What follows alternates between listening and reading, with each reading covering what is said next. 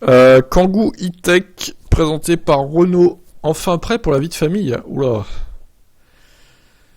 La version électrique du Kangoo VP reprend le moteur et la batterie de l'utilitaire, ce qui donne une autonomie tout juste pour un usage familial. Non mais pourquoi? Enfin, 45 kWh, vraiment?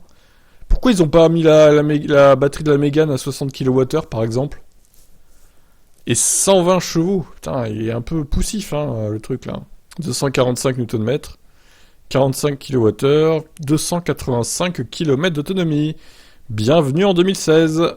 Oh là là, une autonomie de Leaf 40, quoi, à peu près, hein. Un peu plus, mais c'est à peine plus, quoi. Au secours. C'est suffisant pour les trajets du quotidien, mais juste pour pouvoir s'aventurer en famille le week-end. Et c'est un peu ce qu'on attend d'un Kangoo, non? Bah oui, clairement. Oh là là, il est pas très beau en plus, hein. Franchement, et puis l'aéro, la conso doit être assez vénère, hein, quand même. Surtout sur autoroute. Bon, c'est ce qui veut acheter ça, en vrai. C'est raté, c'est raté. Renault, qu'est-ce que vous faites, Renault? Pour préserver l'autonomie, ce Kangoo reçoit en série une pompe à chaleur, outre un mode éco qui permet de limiter la puissance du moteur. Il y a 3 niveaux de freinage récupératif. Un mode limité pour autoroute, un mode maximal pour les embouteillages sur un parcours montagneux. La recharge, 22 kW en courant alternatif de série, bon ça c'est pas mal. 80 kW en courant continu. C'est un peu moins bien. Bon, en même temps, vu la petite batterie, vous me direz, ça sert à rien d'avoir plus.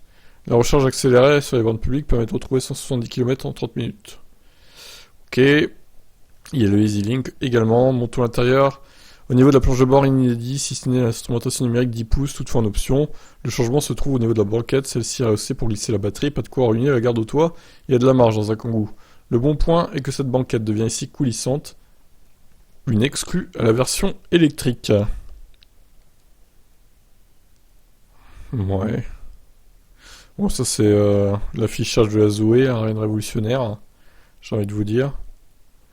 Bon, l'écran, il y a beaucoup de bords noirs, non? C'est moi ou... Oh, puis le levier de vitesse, on dirait un truc de thermique, quoi.